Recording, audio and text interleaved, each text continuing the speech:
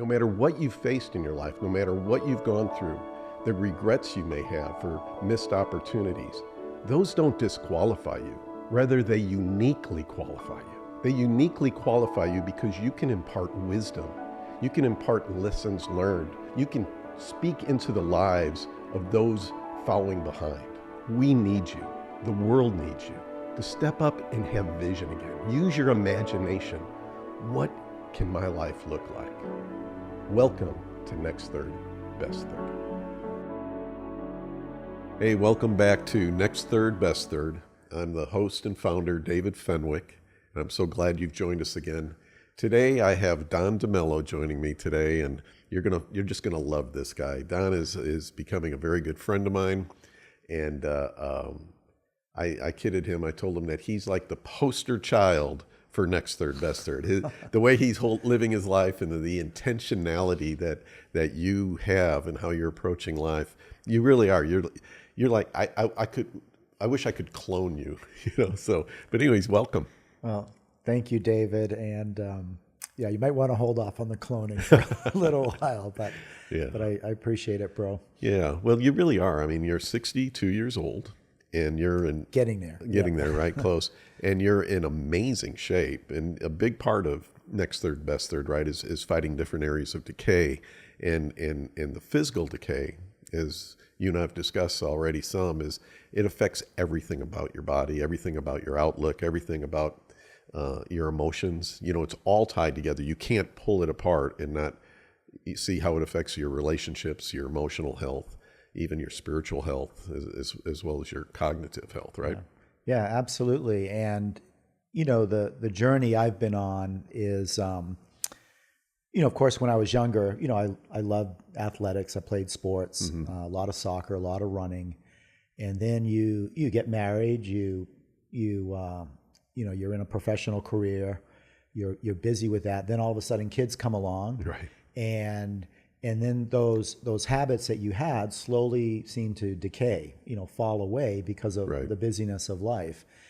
And then all of a sudden you're 50 and then you're 60 and you notice the changes in your body and your health, and you especially notice the decline of your energy. And so you start, because we're body, soul, and spirit. And the body definitely, in my opinion, is very connected to the health of my soul and my spirit. How you feel health-wise is going to dictate a lot about your outlook on life and how you do relationship with other people, especially with your wife, with your kids, in your family, and then in your work, in your community. So all of those things are connected, and I think. I've just been on a journey the last decade, just to understand, hey, how can I, make my body healthier? I've always understood as you get older, for example, being athletic, I've always been into, cardio type, fitness, and never did any weight strength training, but I always read, wow, it's really important to have a strong musculoskeletal system, right? To ward off some of those problems with age. And in reading just things like osteoporosis, it's I don't know if it was something like 20% of men it affects. So it affects men. Just you always hear about the ladies. Yeah, you always associate it with a woman. Yeah, right? It's absolutely. And and we've all had relatives that they say once you're up in your later years, and if you fall and break something, that's your death sentence, because you're in the hospital, you pick up an infection, and that happened recently with Laura's mom. Yeah. And she's 96, and she slipped and broke her femur one night and was in the hospital, and then there were just complications. Yeah. From that. I've heard him talk about the percentages of people who fall after, let's say, at age 60 and older. How soon they die after that, right? Because it just kickstarts this whole thing of deteriorating health and what have you. So. Right. So all of these, life lessons have taught me, wow, I want to as I age, I want to age in a healthy manner. Yeah.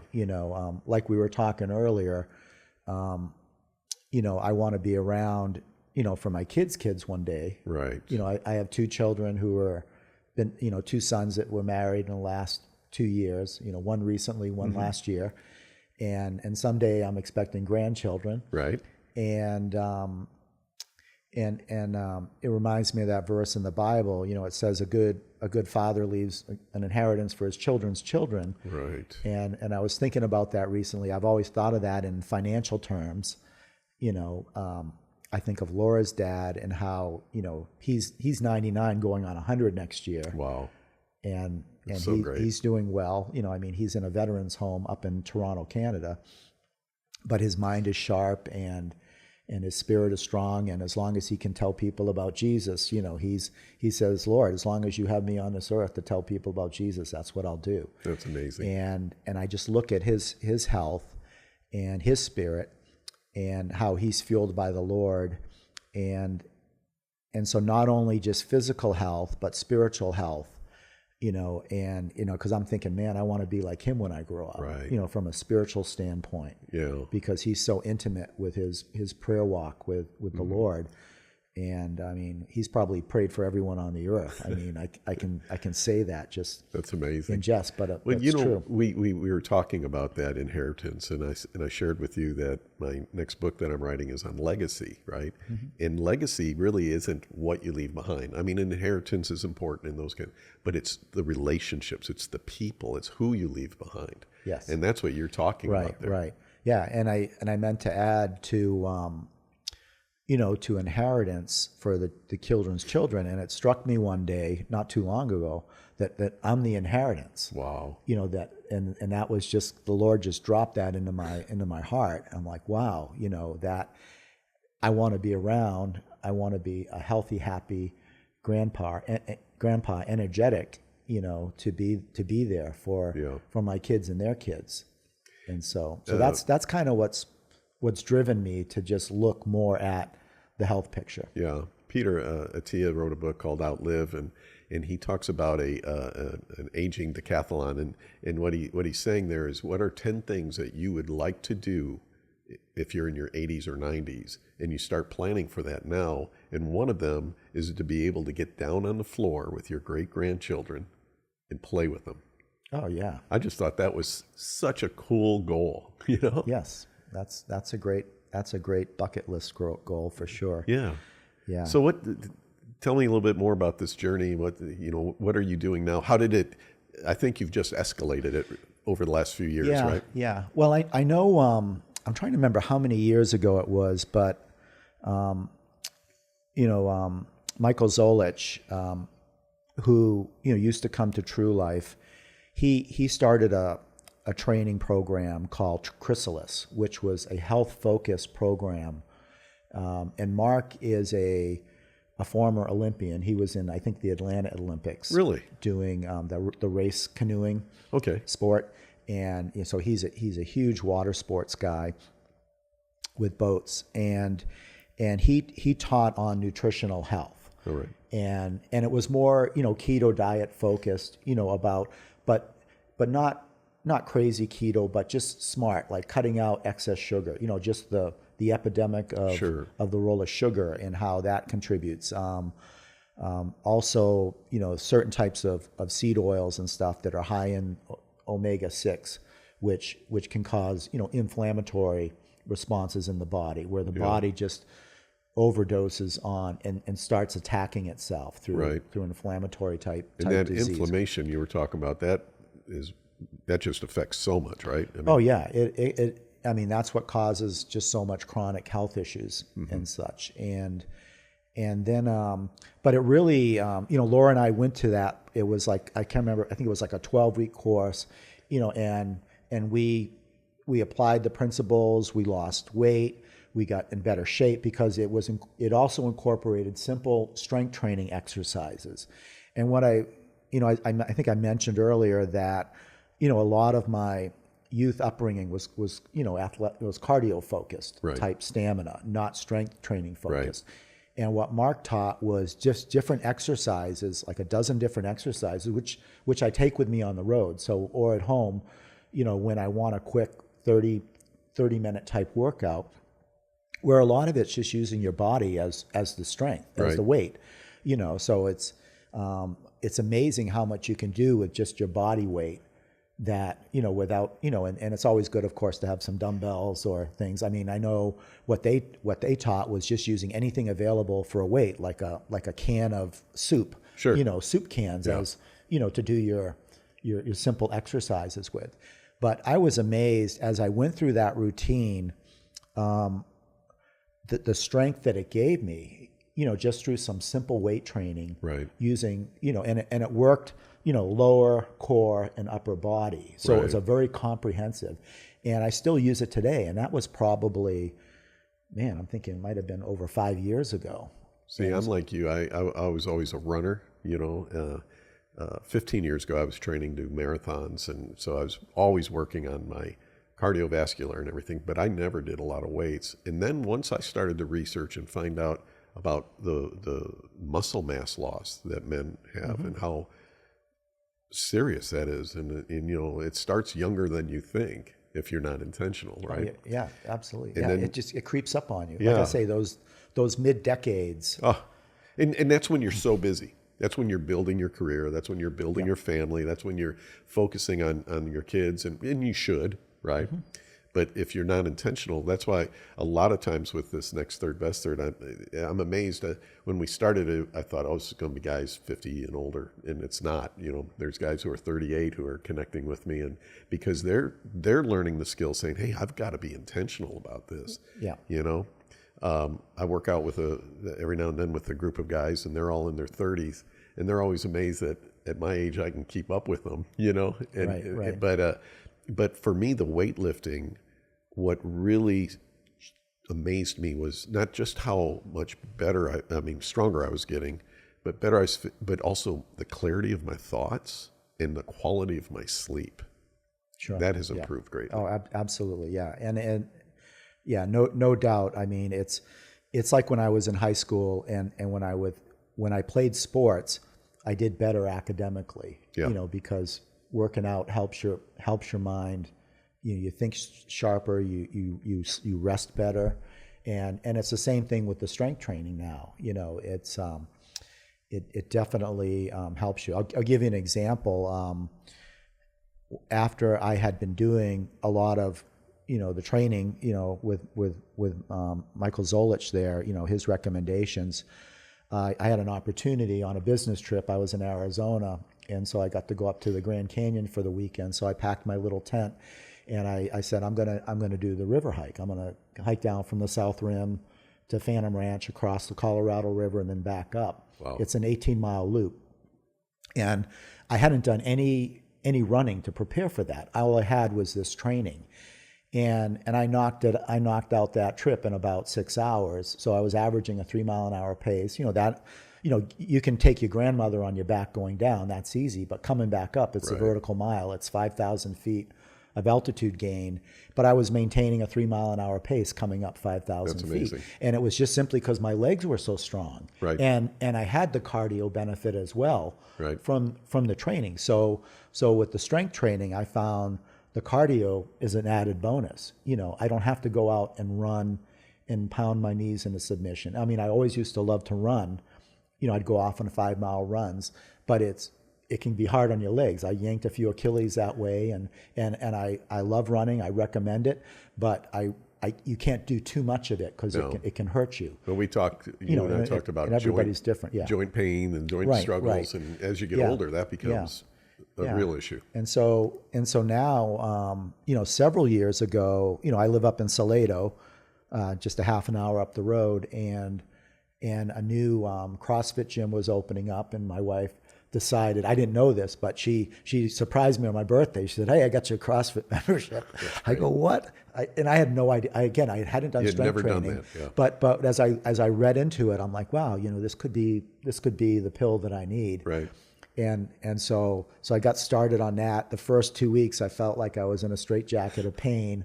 I mean, it was brutal. Right. But I know everything was getting worked. And then 2 months into it, I was already starting to feel like a new man, Right. because it combines the strength training with cardio elements, which I love, and I love the mix. Our trainer Reggie, he's just amazing at how he's like, I call him like, conductor of an orchestra, because the way he arranges all the routines and keeps everything moving.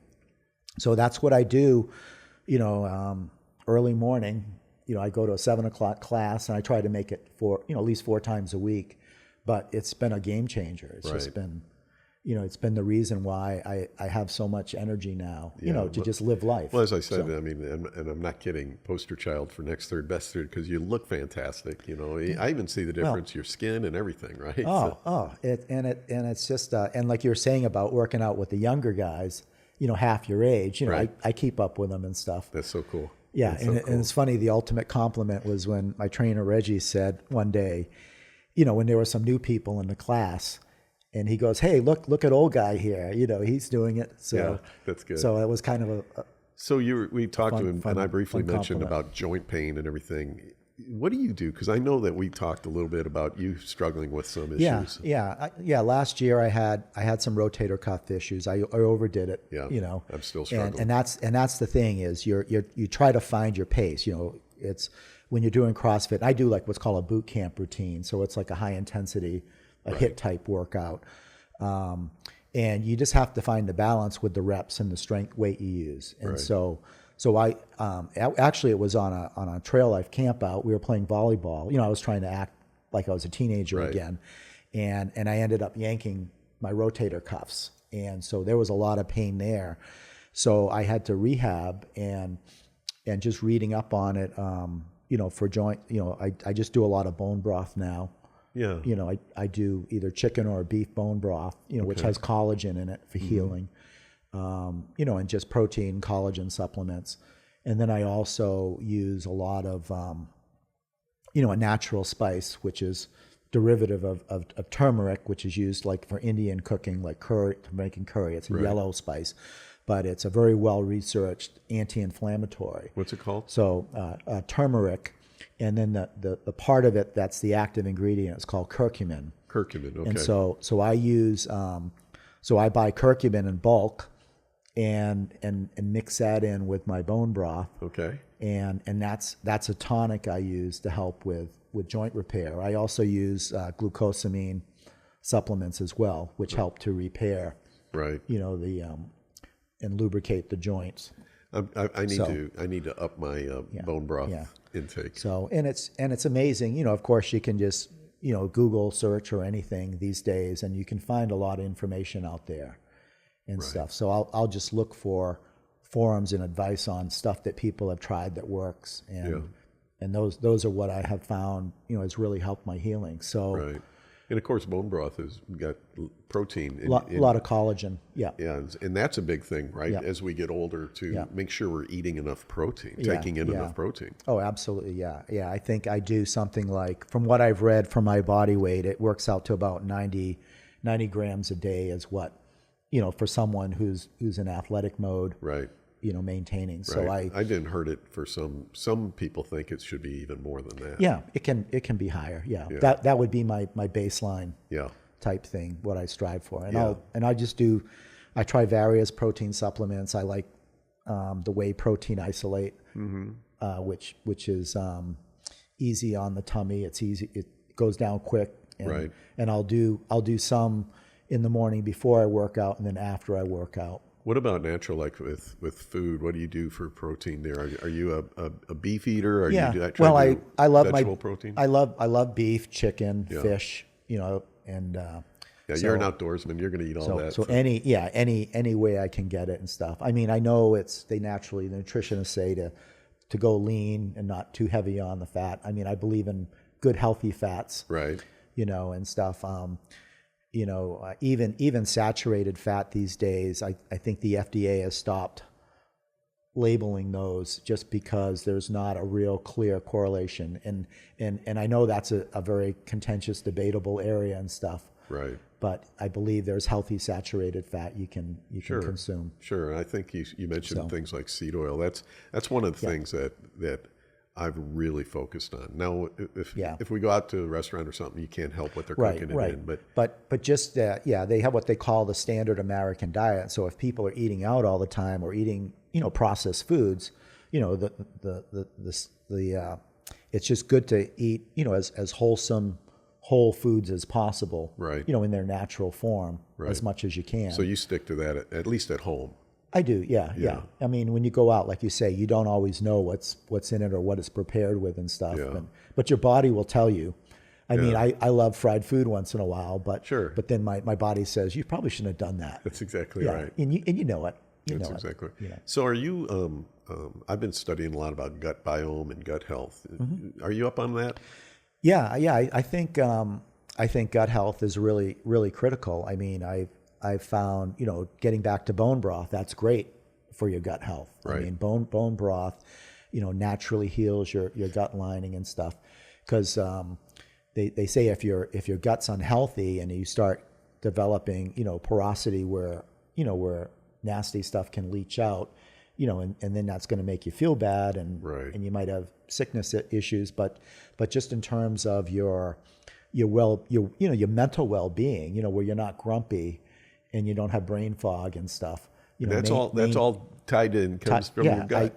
Just having a good digestive system. And I See, find that is something that has just blown me away as I'm getting into this, and you're farther along than I am. But how things like your mood and your brain thoughts, just clarity, is tied to your gut health. Yeah, absolutely. Yeah, no, I'm a firm believer in it, and I can obviously do better. I'm learning. Sure. But I find that when I do my, just like I say, incorporating bone broth into my nutrition, and also just getting enough fiber. I mean, as simple as it sounds, I have to take, like I'll do like psyllium husk fiber. Okay. Just to maintain regular digestion. I'll do a super green supplement, which is very good for helping detoxify and cleaning out. So you do quite a few supplements.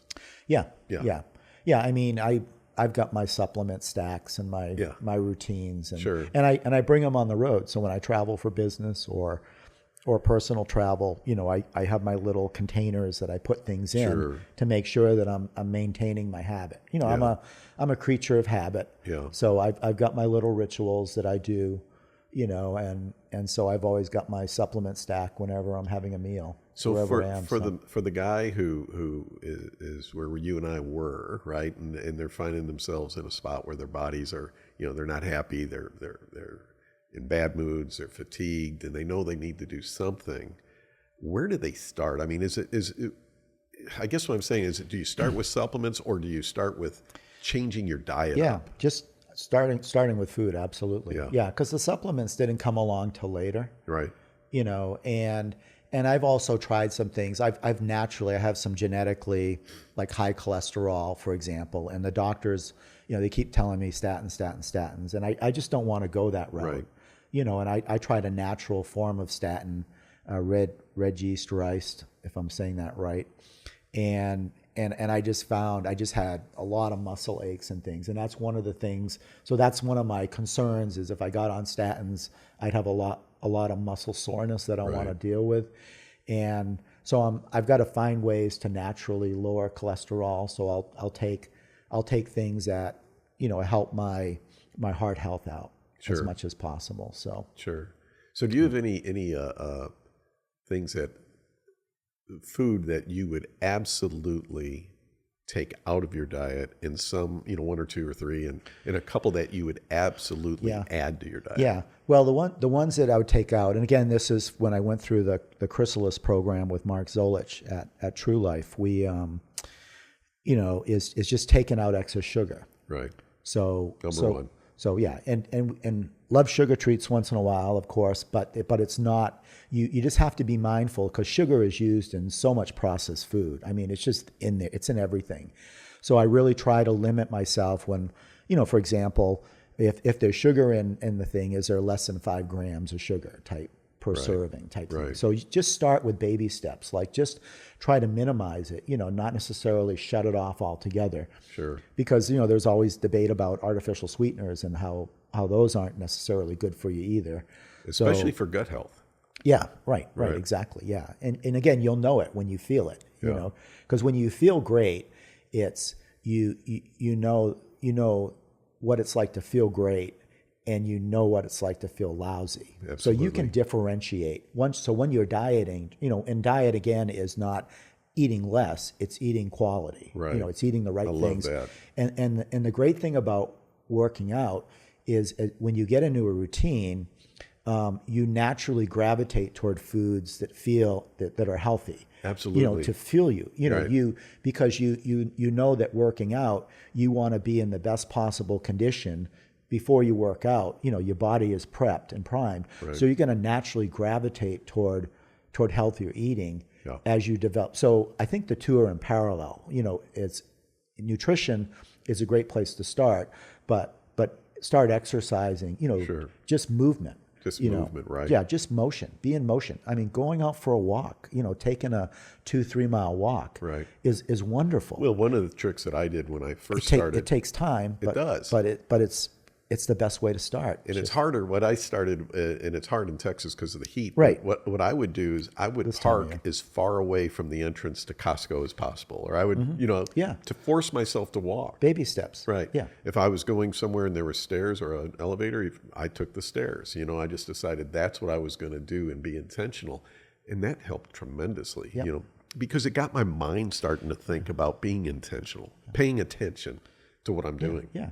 And it's like we talked about earlier, how your body is its own weightlifting equipment. Right. Just moving your body, you know, that's so good. Is everything. And so what better way than just to get out and walk? I mean, my job is horribly sedentary. You know, I sit in front of a computer all day, and I know that's not healthy. That's why I treasure just being able to get out in the morning, you know, and there's social aspects to that too. You know, when you get out with other people, you know, it's like a rising tide lifting all boats. I think that's big. You know, because I can do it on my own. Right. I have enough discipline. I can do that when I need to, but I love being with other people while I'm doing it. Yeah.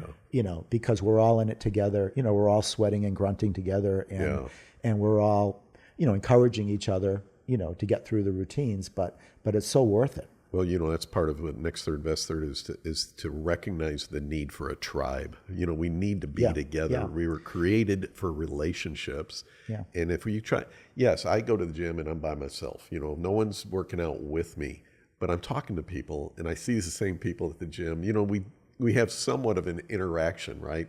And that's an important thing. Even if you had somebody who could just go for a walk with you. What if you just had a buddy and say, hey, let's just go for a walk every morning at 7 o'clock? Yeah, and it's a great way to force relationship. Right. Yeah, and that reminds me, I mentioned this to you the other day. There's an organization out there, you know, which has Christian roots called F3 Nation, and I, you know, because I met a gentleman at our church who's involved in a local group there, and they're all over the greater Austin area, but it's guys getting up at 5 a.m, getting together, and there's no cost to it.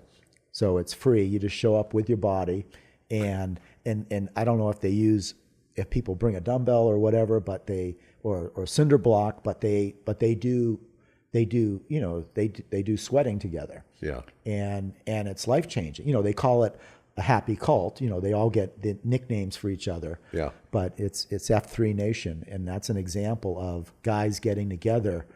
You know. So good. That are going through midlife crisis or whatever, but they're doing life together, and they're finding value in the relationship as well as the right. And again, that's where we were talking earlier about how you take care of your health, and that ties into relationships, and that ties into your emotional health, right, and your cognitive health. It all goes together. You can't like pull it apart. It's just interwoven. Absolutely, yeah, and that's. So I'm just really grateful for Laura for getting me. I always say, Laura, you always have the best idea. She goes, I go, another great idea by law. Yeah, because that was the best birthday gift I've ever had, was just getting into that, you know, boot camp routine. So you would say that if you were to sit with somebody and just give them a little bit of advice, you know, again, that guy who's looking at himself, you know, I always say a life worth living is an examined life. Mm-hmm. Part of what I'm trying to do is have men ask questions of themselves, examine their lives and say, what do I need? It's a step of courage sometimes, right? To step in and make a change. But what would you say or challenge a guy who's at this point? He's listening to you and he's going, yeah, but look at him. He's in great shape. He's doing this. But you weren't always in that position, right? Oh, no, not at all. So what would you give him? What advice? Yeah, I would say find something where you can be in community, with other people, and that could be, just kicking the tires and checking out, local gyms or local fitness groups that get together. If you've got a friend that's in a similar state, do it together. Right. So don't do it alone, because there's tremendous power. I think of that verse from Ecclesiastes that says, one man can basically falter, but two together, are better than one. Right. Two are better than one. And so I think there's a lot of wisdom in that. And for me, I've been able to journey, with my wife, because she works out at a local, Salado gym, different from where I am. Right. And she does her strength training routine and stuff. But that's how we encourage each other is, so you have to have a partner of some, whether it's your spouse, girlfriend, guy friend, whatever, that's what I would advise. Number one, don't do it alone. Yeah. What else? I would say, just start thinking about your eating habits. Yeah. And just say, okay, I'm gonna, if I know something's bad for me, I'm just gonna cut that out. Yeah. Don't try to reinvent the wheel. Do everything, but just start simple. Yeah. And just start seeing what and then substitute that with something that is healthy. Right. It could be more vegetables. It could be more healthy protein. Right. It's funny, I do some coaching and I have this saying I tell guys all the time. I said, if you can buy it in a convenience store, it's not real food. So just avoid anything that you can buy. Ultra processed. Ultra processed. If you could eradicate just the ultra processed foods out of your diet and make a decision that I'm going to eat real food. Yep.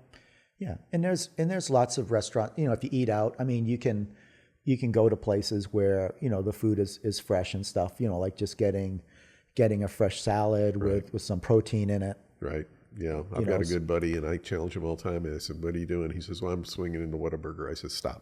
Not that I don't like a Whataburger every now and then, but doing it all the time, right? Right. Fast food. Yeah. Just those are definitely, and I think that's important to stop. It's just the cutting out the sugar, cutting out, everything that's processed and all the different kinds of, low quality oil, the seed oils and stuff. So your vegetable oils and types, just if you're going to do oil, healthy oil, like olive oils are considered to be very, very good and healthy for you and stuff. Yeah, absolutely. So well, we could do this all day, right? It's baby steps. Yeah. It really is. But wouldn't you say that, like I tell men all the time, just start. Yes. Just take a step, right? Whatever that step may be. For some, you may be where it's just get out of the house in the morning and walk around the block.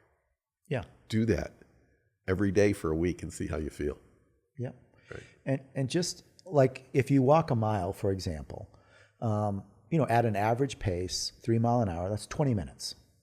Everybody can do a 20-minute walk. Yes. A 1 mile walk. And before you know it, the 1 mile will feel short and you'll be walking 2 miles. Right. So you may be knocking out 2 miles. And if you've got a fast step, you'll do that in a half an hour an hour to 40 minutes. Right.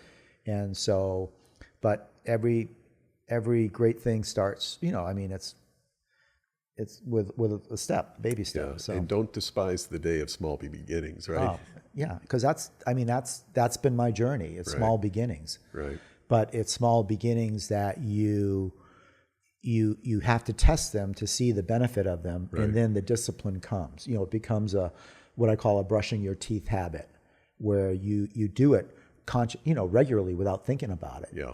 Yeah. Even when you don't feel like it, your habit, man, I call it, takes over, and that's the discipline. Yeah. Well, you're very disciplined, and you're, like, say, a habit routine guy. I'm not. I'm much more scattered than that. However, I can tell you this is that if I don't go to the gym, it bothers me. I know I'm supposed to be there, right? And I want to be there. And if something comes up, like the gym today was closed, they were doing some deep clean and everything. I was so bummed out I couldn't go to the gym today. Yeah. But I'll go for a walk instead, or something like that. So. Right. And that's good when you get to that state of mind where you miss it. Right. And that's when a plan B, like you say, going for a walk comes in handy. So good. So good. It's well, we're gonna wrap it up, but I love this. This is so great, and I want to get you back in because I really want to get more into the specifics about supplements, because I think that's information. You've got a wealth of knowledge there. I'm pretty clueless as far as supplements, but I'd like to go into it, maybe do an entire episode in the future, and you just kind of maybe bring some with you and really discuss it, right? Yeah.